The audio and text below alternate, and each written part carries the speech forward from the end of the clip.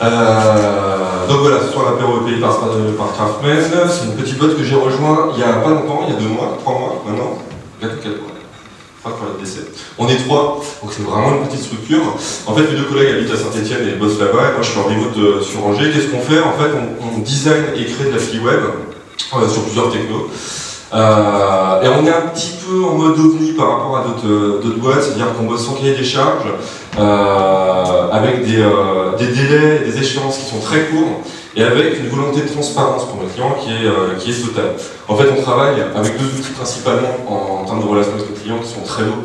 Certains d'entre vous connaissent bien. En gros, ça permet de suivre vraiment au quotidien ce qui se passe dans le projet. C'est-à-dire que si un développeur prend une tâche et commence à la développer, le client il le voit instantanément. Et on héberge notre code source sur GitHub. Et là aussi, le code il est ouvert à nos clients. C'est-à-dire qu'il voit au fur et à mesure quand est-ce qu'on bosse, ce qu'on fait dessus. Alors voilà, c'était juste en quelques mots, je ne vais pas prendre longtemps, plutôt que vous présenter la boîte en mode bullshit, juste je vous raconte le dernier projet en fait, sur lequel je viens de travailler. Qui est un projet pour une société qui s'appelle Novin. En gros, ils éditent c'est une plateforme collaborative pour créer de nouveaux produits. Donc les gens en fait postent une idée à la base et ils vont créer un produit, mais je ne parle pas forcément du web, hein, on parle vraiment concret, à l'aide de la communauté. Et en fait, ces gens-là sont venus nous voir en disant voilà, on a une nouvelle idée, on va recréer une partie de notre site, comment ça se passe?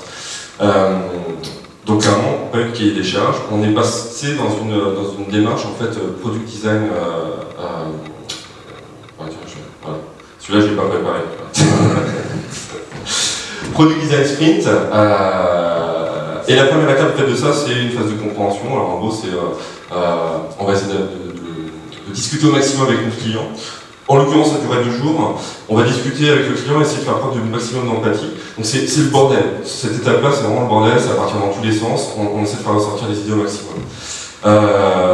Dans ce type de sprint, la deuxième étape, c'est faire diverger les idées, essayer de choper au maximum d'idées, même si elles sont complètement farfelues, on va les écrire et essayer vraiment d'identifier le maximum de pistes possibles pour répondre à la problématique qu'on a identifiée avant.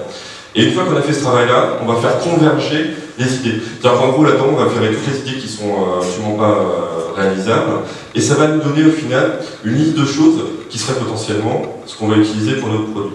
Et dans ces choses-là, on va dresser des hypothèses pour créer ce qu'on appelle un MVP, un minimum viable product. C'est-à-dire quelles sont les fonctionnalités de base qui vont permettre d'apporter de la valeur à nos clients. Et on va se focaliser là-dessus. C'est-à-dire que toute la première partie de la création du produit, elle va avoir lieu sur cette partie MVP. Une fois qu'on a fait ça, donc là en fait ce dont je vous parle, ça a duré 5 jours avec le client. Vraiment le client était dans les locaux, ça s'est passé sur Saint-Etienne, ils ont vécu avec le client vraiment. Au bout de 5 jours, il y avait un prototype de la page qui était la plus importante, je ne rentre pas dans les détails, qui avait été pondu en HTML, donc il n'y a pas de code derrière, mais au moins en tout cas le client pouvait valider ses hypothèses. Et à la fin de cette semaine-là, on avait cette maquette. Et une fois qu'on a fonctionné comme ça, l'idée derrière, c'est de fonctionner par itération d'une semaine.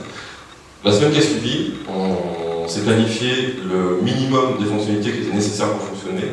On les a codées dans la semaine. Le vendredi, elles étaient livrées, mises en production. Et en fait, on va pouvoir, à partir de ce moment-là, c'est-à-dire 5 jours après, commencer à valider ou non les hypothèses qui ont été faites pendant le process. C'est-à-dire que ça va très vite. Et le risque, en fait, d'avoir cet effet tunnel de je bosse pendant 6 mois ou 8 mois sur mon produit et je livre et merde, en fait, c'est pas du tout ça. Il est vachement limité. Donc je vais vous parler de ça parce que pour moi c'est un des intérêts vraiment de la démarche de Craftman. Si vous voulez en savoir plus, vous venez voir après, vous envoyer un petit mail là-bas et je vous laisse le voir.